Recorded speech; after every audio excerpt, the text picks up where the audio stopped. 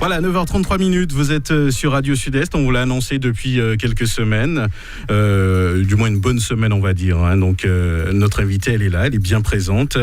C'est donc Madame Béatrice Bellé qui est la première secrétaire de la Fédération Socialiste de Martinique. Bonjour. Bonjour, merci à Radio Sud-Est de me recevoir et merci à tous les auditeurs de nous écouter. Je suis très heureux, bien sûr, au nom de toute l'équipe de vous recevoir à la radio. Donc vous êtes premier secrétaire de la Fédération Socialiste, nouvellement élue. Première secrétaire. Voilà. J'aime bien ça, ce mot, première. Voilà. Donc, première. Donc l'idée même de cette émission, c'est de vous connaître un petit peu plus, de savoir qui vous êtes, et ce sera ma première question.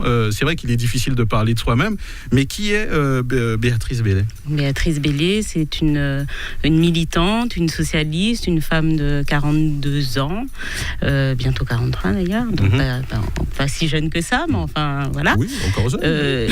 Une fervente militante, une femme martiniquaise qui essaye d'œuvrer à sa petite échelle à participer à l'amélioration des choses sur notre beau pays. Alors, on peut se tutoyer, pas de problème. Tu es originaire de quelle commune ? Alors, je suis née, moi, dans le 93, à Tremblay en France. Une petite commune, enfin pas si petite d'ailleurs, mais enfin une commune de l'Île-de-France, donc, où j'ai grandi. Alors, je suis née en fait à Villepinte et j'ai grandi à Tremblay en France, donc dans le 93, où je suis restée jusqu'à mes 23 ans, pour après, au départ de mes parents, à leur retour sur leur terre natale, continuer mes études à Paris et revenir, venir finalement quelque part en Martinique à l'âge de 24 ans. 24 ans, il n'y a pas eu des retours en vacances de temps en temps quand même ? Si, alors le mouvement naturel des fonctionnaires en l'occurrence, puisque mon père était fonctionnaire et ma mère était aussi dans un service, en tout cas à consonance publique, puisqu'elle travaillait à la sécurité sociale. Donc on revenait pour ces fameux congés bonifiés pendant 2 mois, se ressourcer, voir la famille, et puis se rappeler aussi et connaître qui nous étions, et faire parfois connaissance aussi avec tous les membres de la famille qui étaient assez grandes. Alors des études, quel type d'études, de droit, administration économique et sociale. Donc c'était déjà très orienté public, très orienté public parce que j'étais jeune militante. Dès l'âge de 16 ans, j'ai commencé à militer avec le maire de ma commune à l'époque, le député maire, qui était communiste d'ailleurs, qui est toujours maire. D'ailleurs, et donc très jeune, militante. Et c'était quoi le déclic au fait, quand on a 16 ans, qu'est-ce qui peut nous motiver à se dire tiens, je veux militer Disons que 16 ans, c'est l'âge auquel on peut commencer à militer, mais bien avant ça, d'accord. Bien avant, je vais dire que bien avant, j'ai toujours été une militante. Alors ça prenait pas obligatoirement la forme de la politique, mais c'était déléguée de classe, même si j'étais pas la meilleure, mais en tout cas scolairement parlant. Mais en tout cas, je savais défendre mes camarades. Donc, j'ai pris cette habitude d'aller sur la défense, on va dire, de l'intérêt général et parfois des plus faibles d'entre nous. Et donc, très tôt, délégué de classe, délégué académique, délégué national, voilà. Et puis, ça a débouché naturellement sur la politique parce qu'envie d'œuvrer également sur le territoire sur lequel j'avais grandi. Et donc, à faire du travail associatif, culturel également, dans cette commune. Il est vrai que vous avez été à un certain moment à la mairie de Schœlcher, c'est ça ? Tout à fait. Alors j'ai travaillé à la mairie de Schœlcher, j'étais cadre à la mairie de Schœlcher, directrice des ressources humaines, assez jeune d'ailleurs, parce que j'avais 25 ans quand j'ai commencé. Donc j'ai fait un parcours en fait dans les services publics, dans les collectivités locales. Mais toujours militante aussi. Toujours militante. Oui. D'accord. toujours militante, et toujours à travailler là, en l'occurrence à la mairie de Schœlcher, pour l'intérêt des salariés, tout en respectant évidemment les orientations politiques. Mais mon combat, c'était aussi d'aller m'asseoir dans le bureau du maire et de défendre des situations, et ça a toujours été le cas. Voilà. Alors, un parcours quand même relativement exemplaire quand même. Donc, quels sont les points forts qu'il faut avoir ? C'est pour les jeunes aussi, pour montrer que Il y a des choses possibles, on peut faire plein de choses. Définitivement, je pense qu'il faut avoir de la motivation, ça c'est une certitude. Il faut avoir de fortes convictions, des convictions bien ancrées, parce que la politique c'est des choix et c'est de la responsabilité. On ne peut pas avoir une pensée qui fluctue dans des extrêmes, on va dire. Ça c'est à mon sens ce qui peut-être mène à l'échec. Être nourri de ça et puis se nourrir aussi des autres, se nourrir d'une réalité du terrain, se nourrir de la société, donc aborder tout le monde avec ce même intérêt, celui de comprendre davantage la société, parce qu'on n'est pas obligatoirement totalement sachant, on n'a pas la science infuse, et pour améliorer les choses, il faut aller parler aux personnes qui vivent des situations, qu'elles soient personnelles, sociales ou professionnelles, et ça nous permet en effet de construire on va dire un idéal, et cet idéal-là, il peut être porté politiquement. Alors, dans le parcours, je suppose que tu as rencontré plein de personnes. Est-ce qu'il y a des rencontres qui ont été des déclics, qui ont provoqué peut-être des virages ou une destinée quelconque, si je puis dire ? Moi, je dirais que...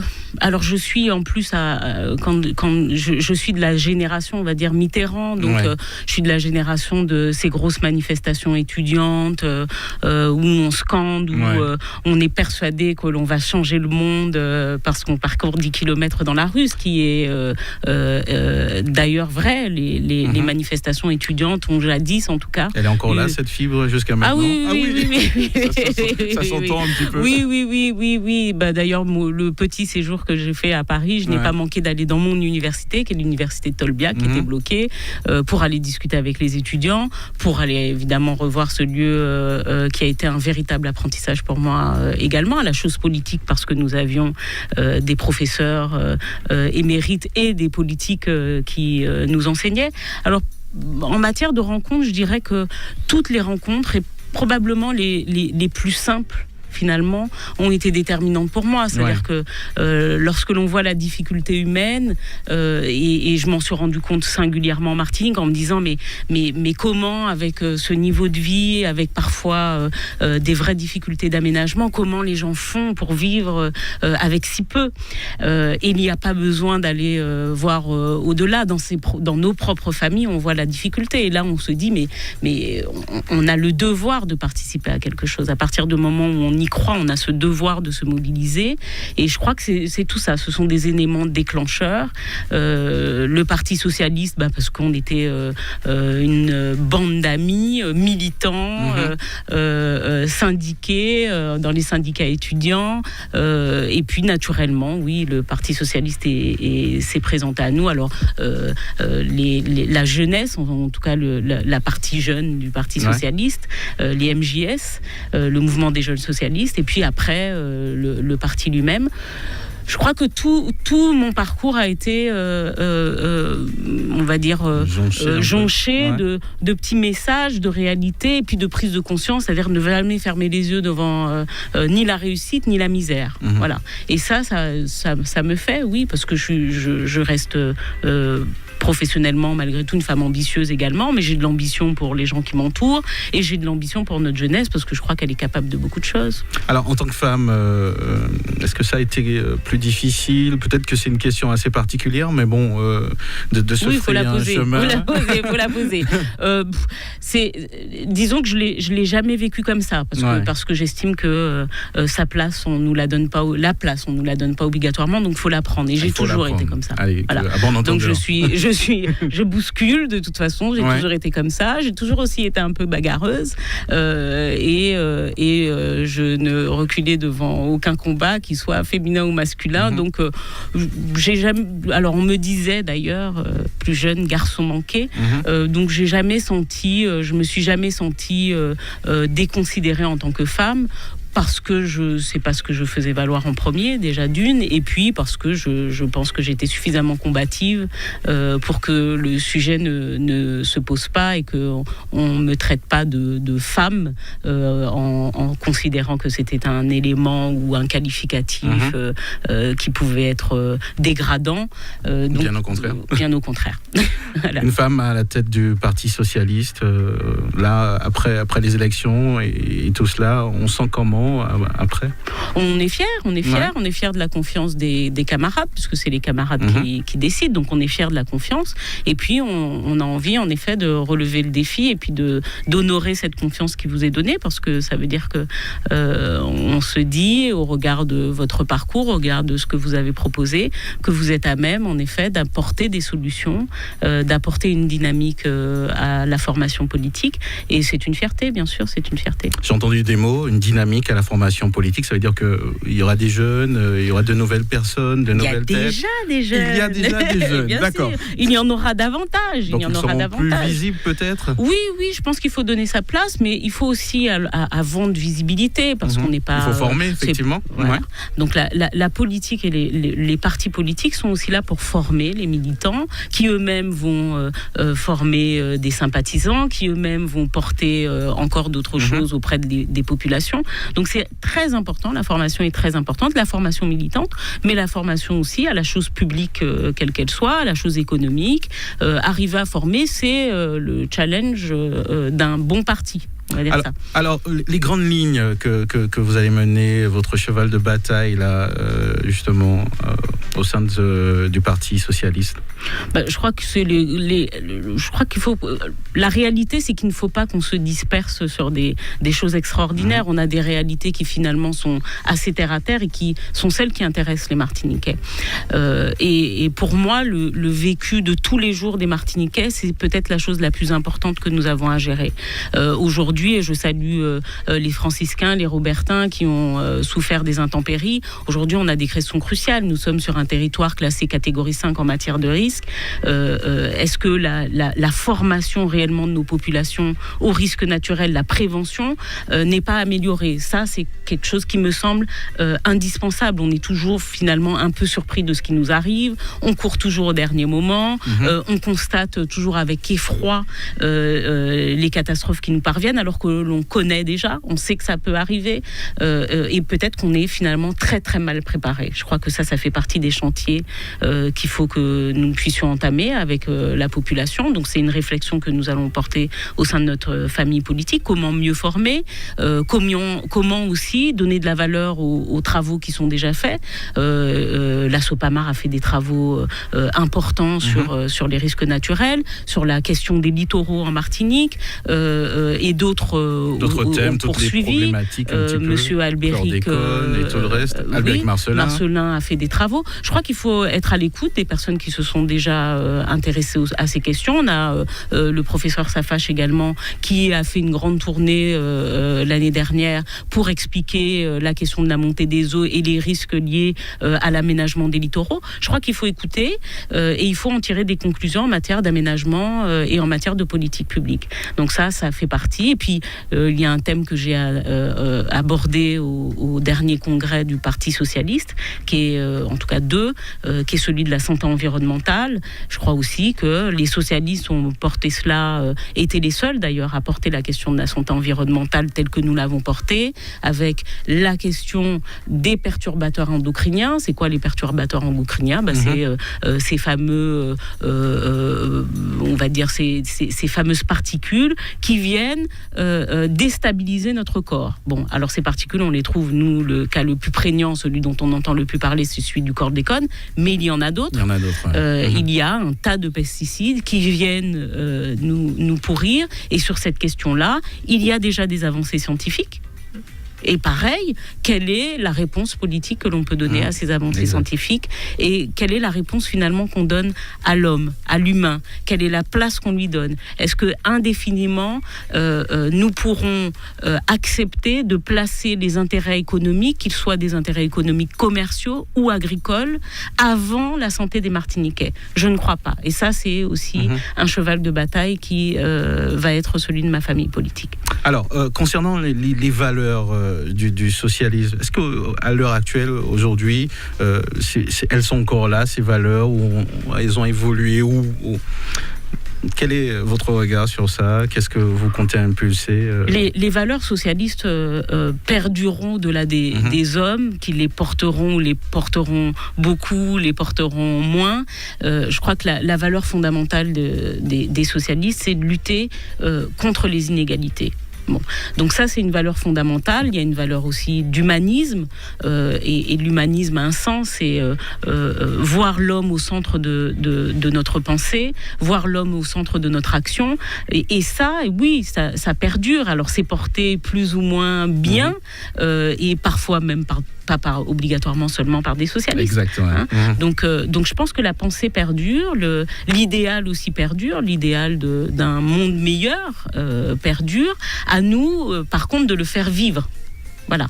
Et ça aussi, c'est un combat politique. C'est un combat parce que l'adversité parfois existe, et parce que vous avez des forces aussi contraires qui défendent des intérêts qui ne sont pas obligatoirement de l'ordre de l'intérêt général. Alors, quel regard aujourd'hui vous portez un petit peu sur la Martinique? On voit, il y a des conflits ici ou là. Moi, j'aimerais avoir votre sentiment justement sur un petit peu. On va pas dire qu'il y a que des choses qui fonctionnent pas, il y en a qui marchent aussi. Oui, il y a beaucoup de choses qui marchent. Alors évidemment, on parle toujours plus facilement des choses qui ne fonctionnent pas plutôt que ceux qui fonctionnent. Bon, je pense qu'il y a du travail à faire. Évidemment, il y a toujours des choses à faire, et c'est d'ailleurs pour ça que on œuvre en politique, pour améliorer peut-être la mise en place de politiques publiques, sans que les bonnes choses soient obligatoirement attribuées à un groupe plutôt qu'à un autre. Vous êtes prêt à travailler avec d'autres groupes éventuellement? À partir du moment où alors c'est la famille politique qui le décide, mais je prendrai pas et je ne prends pas des décisions seule, mais je pense qu'à partir du moment où on est d'accord sur des sujets, en tout cas en Martinique, il faut que nous arrivions à nous mettre d'accord sur des sujets et sur des orientations. Pourquoi ? Parce qu'aujourd'hui, sur certains sujets, le Martiniquais est perdu. D'un côté, on a une famille politique qui peut dire que c'est bon. De l'autre côté, vous avez une autre famille politique qui dit l'inverse contraire. Et sur des choses qui sont assez fondamentales. On l'a vu. Il faut trouver le consensus. On l'a vu sur différents sujets, notamment, par exemple, les questions de l'énergie. Alors, on a cette fameuse centrale. Moi, j'ai mon idée, mais quels sont les éléments aujourd'hui qui peuvent permettre aux Martiniquais de construire son idée ? Lorsque l'on a d'un côté des scientifiques ou des politiques qui disent que c'est bon, et de l'autre côté des scientifiques et des politiques qui disent que c'est pas bon, on ne sait pas où on est. On ne sait pas. Ouais. Voilà. Et c'est comme ça pour énormément de choses. Et je crois que ça participe finalement du désintérêt des gens, parce qu'ils n'ont pas obligatoirement les moyens d'aller comprendre. Et je crois qu'il faut aller aujourd'hui se situer sur cette ligne médiane qui est d'avoir un propos qui ne soit pas polémique, mais qui est de dire, écoutez, là, il faut qu'on trouve un accord sur la communication qu'on peut avoir. Est-ce que c'est bon, est-ce que c'est pas bon? Si c'est moyennement bon, il faut qu'on sache pourquoi c'est moyennement, et pourquoi c'est bon, ou c'est moyennement mauvais, pourquoi c'est moyennement mauvais. Et ça, peut-être que ça va aussi redonner confiance aux Martiniquais, aux citoyens martiniquais, qui aujourd'hui se disent, c'est même bête, même poêle. C'est ça, maintenant, ça met tout le monde dans le même sac.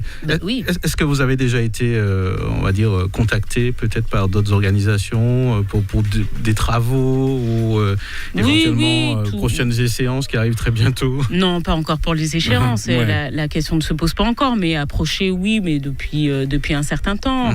Des manifestations d'intérêt dernièrement, oui, parce que j'arrive dans une formation politique, donc il faut prendre les contacts. Et moi-même, je vais, quoi qu'il en soit, aller vers les formations politiques pour arriver à discuter avec elles, sans que ça soit dans un but, ou en tout cas pour l'instant, dans un but électoral. Voilà. Le Parti socialiste, c'est quand même un grand parti national, et je pense qu'en Martinique, vous prenez peut-être le rassemblement, on s'attend à avoir une nouvelle impulsion. Je pense que c'est le but de toute façon. Oui, on s'attend. Je pense on peut pas nous reprocher d'avoir jamais été un parti qui est trempé dans la polémique. Donc notre ambition aujourd'hui, c'est évidemment de par cette impulsion du renouvellement de nos instances, qu'elles soient nationales ou locales, c'est arriver à porter quelque chose, un renouveau, arriver aussi à faire porter notre opinion, notre voix et nos projets, en tout cas notre vision du développement de notre pays. Je pense que c'est important, et je pense qu'en effet ça peut intéresser, et il faut que nous nous utilisions tous les biais qui sont à notre disposition pour faire savoir aux Martiniquais qu'il y a une formation politique qui est en place, qui existe, qui est structurée, dans laquelle ils sont les bienvenus, en qualité de sympathisants, en qualité de militants également, parce que toutes les bonnes volontés seront nécessaires. Alors, un jeune qui se dit, qui a envie justement puisque le principe même de la politique, c'est servir au fait une population, c'est d'être à disposition, mais qui a envie de faire de la politique, de devenir un militant. Quelles sont les qualités qu'il faut avoir?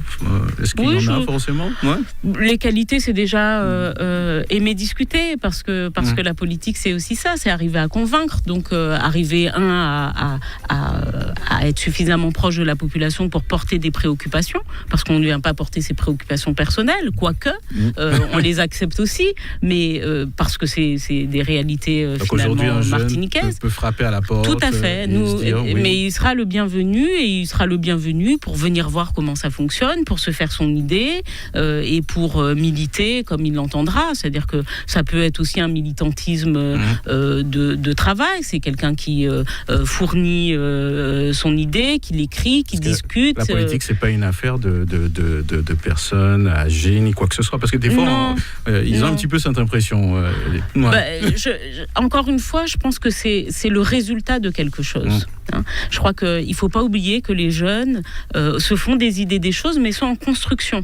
Le travail des adultes, c'est de participer à cette construction. Alors, il y a le côté éducation, scolarité, éducation familiale. Donc, on reçoit un certain nombre de clés et d'outils. Et puis, il y a aussi cette éducation politique que l'on se fait soit en suivant la politique, soit en effet en allant participer à des discussions.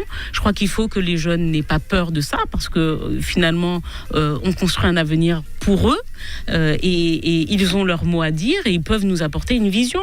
Je crois qu'il faut aussi rester très lucide sur notre capacité à voir le monde. Ils le voient bien différemment, et les jeunes, et c'est pour ça que je pense qu'il y a un moment où le renouvellement est nécessaire pour ça. Mes yeux ne sont pas les yeux d'un jeune de 20 ans, et ma construction aujourd'hui intellectuelle, mentale, sociétale, politique n'est pas celle d'un jeune de 20 ans, et le plus important, c'est que nous arrivions à interagir, à construire ensemble, à voir là où je peux apporter quelque chose, et puis là où un jeune pourra m'apporter quelque chose. Et on a une expression chez nous qui dit bien petit qu'a coûté grand, grand qu'a coûté petit. Donc c'est une interaction, et je pense que les jeunes ne doivent pas se sentir ni vexés, ni craintifs à venir apporter, à se faire contredire et à contredire.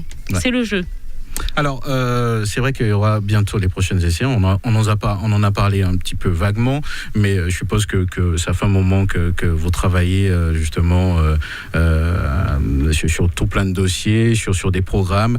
Est-ce qu'on doit s'attendre à des candidats un petit peu partout? Est-ce que c'est déjà à l'ordre du jour? On regarde déjà, oui, mais l'objectif, comme tout parti, l'objectif, à partir du moment où vous avez la certitude que votre projet va servir l'intérêt général et qui va pouvoir améliorer le quotidien de la population que vous avez envie de servir, il faut penser à vous étendre le plus possible, à faire entendre votre voix le plus possible, à faire porter votre projet le plus possible, et en l'occurrence sur tout le territoire. On ne dit pas qu'on va y parvenir, mais c'est l'objectif de tous les partis. Effectivement. Alors, juste avant de vous laisser partir, donc je suppose, on a parlé des grands chantiers. Donc, dans les jours à venir, quelles sont les choses que vous allez un petit peu mettre en place? Je suppose que ça a commencé certainement déjà. Oui, on a un conseil fédéral qui va être mis en place demain, d'ailleurs.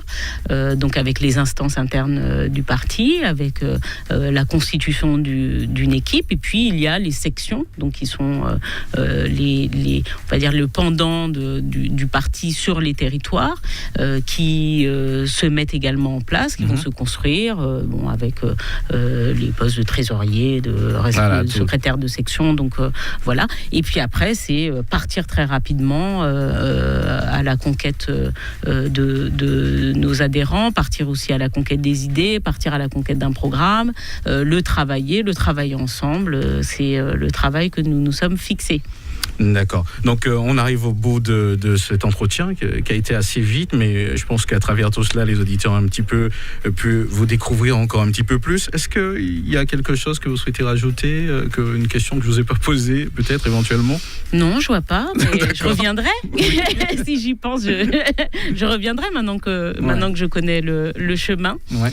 Et je ne manquerai pas de vous tenir informé, mais a priori, non, ça va. Merci d'être venu. Merci à vous. J'espère que les auditeurs ont pu en profiter. De toute façon, nous allons poster la vidéo sur le Facebook pour ceux qui n'ont pas eu l'occasion de suivre cette interview. Donc, j'espère vous revoir très bientôt. On vous invitera à nouveau pour parler justement de votre parti et aussi des grands projets que vous entamez et où il y a déjà, bien sûr, réflexion. D'accord. Je vous remercie. Encore merci à Radio Sud-Est et merci aux auditeurs. Et puis, un salut tout particulier aux populations touchées. D'accord. Merci. Merci à vous.